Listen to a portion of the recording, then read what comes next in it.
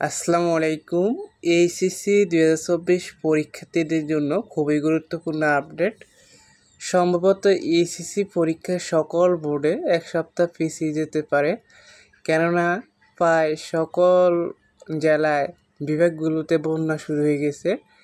যেমন আমি কিছু এলাকা বা বিভাগ জেলা এখানে লিখে রেখেছি, যেমন ময়মনসিংহ, রংপুর, কুড়িগ্রাম, শেরপুর, টেকনাফ, নেত্রকোনা, তারপর সিলেট তো আছে। সিলেটের উত্তরবঙ্গে এদিকে প্রচুর বৃষ্টিপাত হয়, বন্যা শুরু হয়ে গেছে ওইদিকে।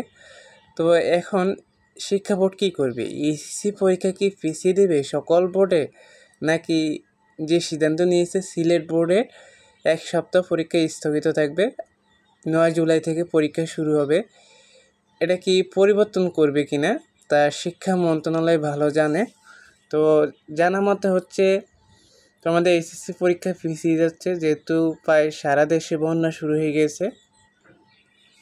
যেমন আমি কিছু জায়গার নাম বললাম, যে ময়মনসিংহ, রংপুর, কুড়িগ্রাম, শেরপুর, টেকনাফ, নেত্রকোনা এসব এলাকায় বন্যা শুরু হয়ে গেছে।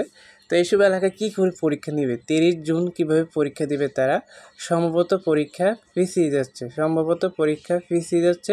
শিক্ষা মন্ত্রণালয় একটা বৈঠক করা দরকার এই বিষয় নিয়ে, যে পরীক্ষা পিছানো হবে কিনা। যেমন কারিগরি শিক্ষা বোর্ড আছে, তারপরে মাদ্রাসা শিক্ষা বোর্ড।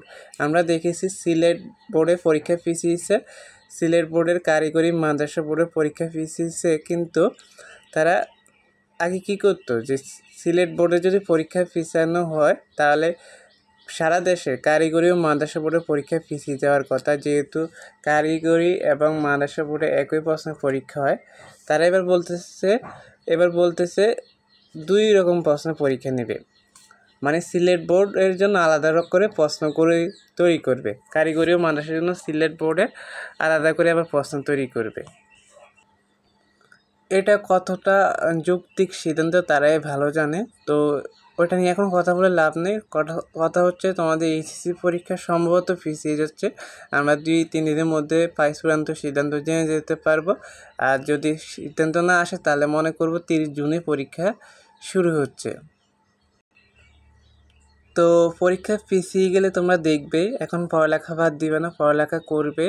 আর কে কোন অঞ্চল থেকে আমাদের ভিডিওগুলো দেখতেছো, কোন বিভাগ থেকে, বন্যা কী অবস্থা তোমাদের এলাকায়, তাই অবশ্যই কমেন্টে জানিয়ে দিবে। আর ভিডিওটি বেশি বেশি করে শেয়ার করবা।